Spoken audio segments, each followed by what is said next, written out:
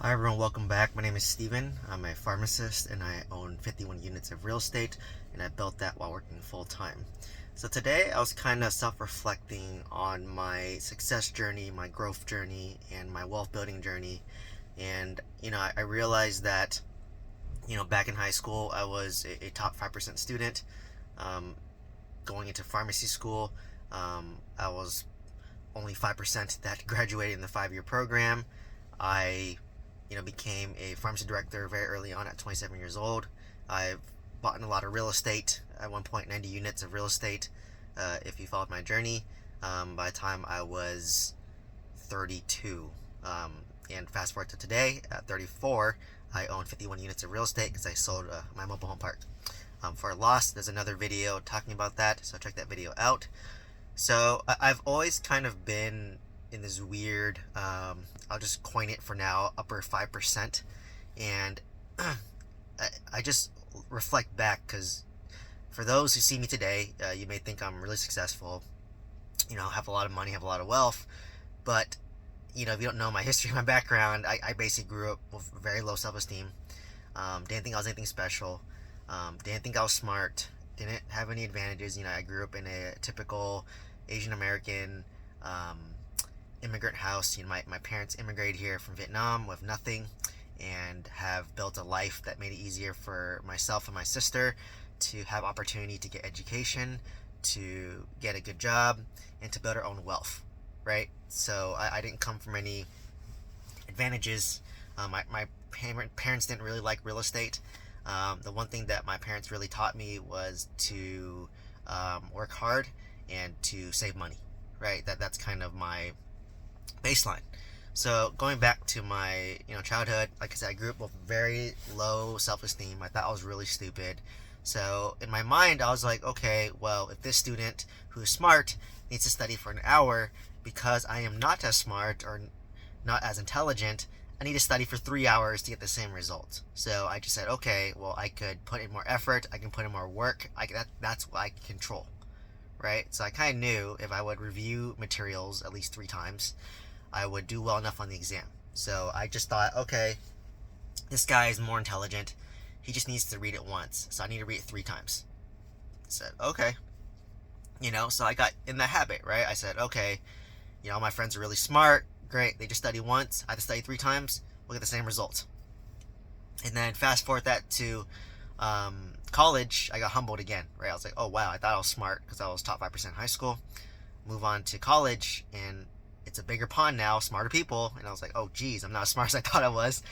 Once again, I need to work 3 times as hard to get the same results or lesser results, right? So I graduated once again. And then I graduated pharmacy school, and I was like, okay, once again, I'm not super smart. I didn't do a residency in pharmacy. And I was like, all right, well, I got the same job as somebody who was a resident, so I have to work 3 times as hard. Becoming a director. When I first became a director, I was very young at 27. Once again, I was like, wow, all these directors have been directors for a long time. They're much smarter than me, so in order for me to catch up, I have to work 3 times as hard, right?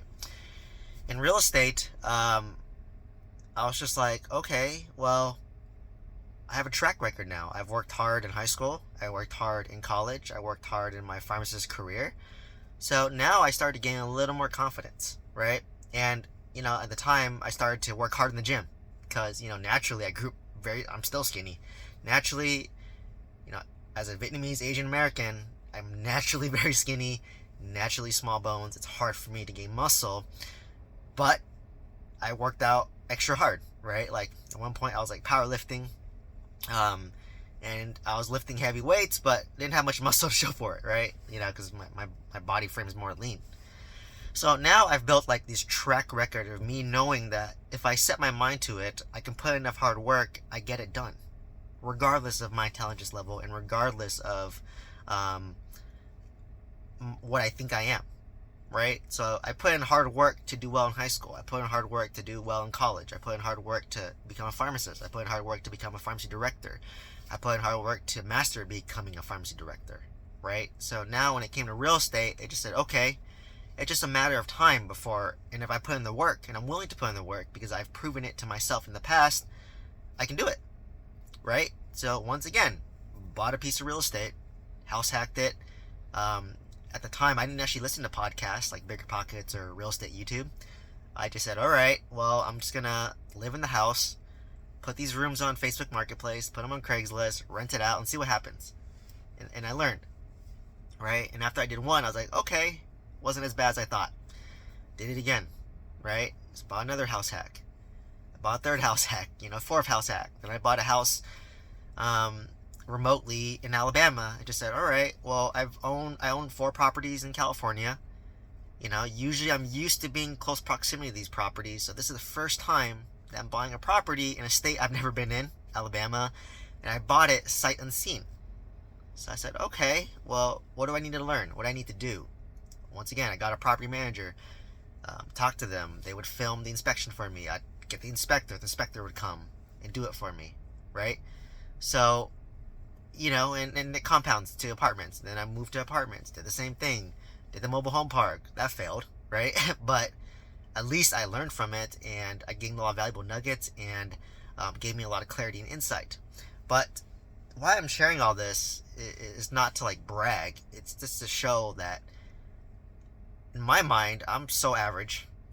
I didn't come baseline smart, but I was able to work hard, 3 times as hard as most people, put in the effort, and over time you get more efficient, right? So what I thought was hard work at 18, relative to 34, it's not that hard, right? But at the time when I was 18, I think it's hard. And then even now, when I think it's hard work today at 34, when I'm 44, it's going to seem easy, right? So you have to work hard, but find ways to get more efficient to make it easier for you. It's the initial learning curve, right? You want to work hard, and that's in your control, right? I can't control how smart I am at baseline, but I can control how hard I work to help catch up to other people. And by having that mindset of I'm gonna work hard, naturally my intelligence started to go up, right? So I became a lot more smarter and smarter. Now it's easier for me to learn. It's easier for me to do different things. And even after being successful in real estate, I started YouTube, right? So you guys are following my journey. I basically post every day. I don't edit my videos. I don't script my videos. I just talk from my experience. I talk from my heart, right? I just talk what I did and what I learned. And, finally my channel got monetized. And it took me 600 videos, a lot more than most people. Because once again, I know I'm not creative. I'm not the least creative person ever. I'm not artistic. I don't have time to edit my videos.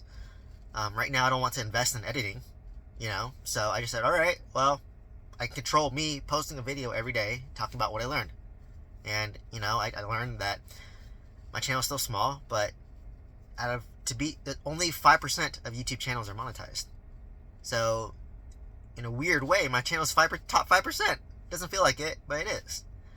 And I did absolutely nothing. I just posted every day, worked hard, and just shared what I learned, right? So it's really, if you break down a success formula now, extrapolating my 34 years experience and just my whole journey, it just comes down to, are you willing to be consistent? Are you willing to be disciplined to do it every day? Are you willing to slightly improve and tweak and improve yourself every day?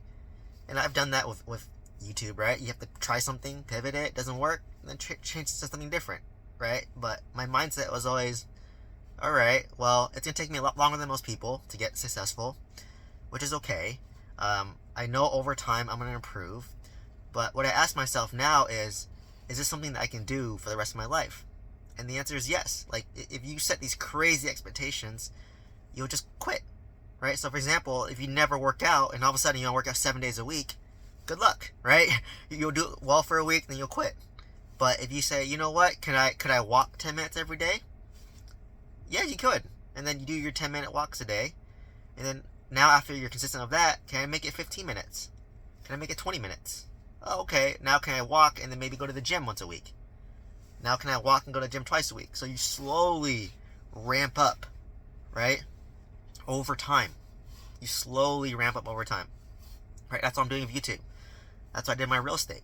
Right? I bought a single family home, lived in it, house hacked it.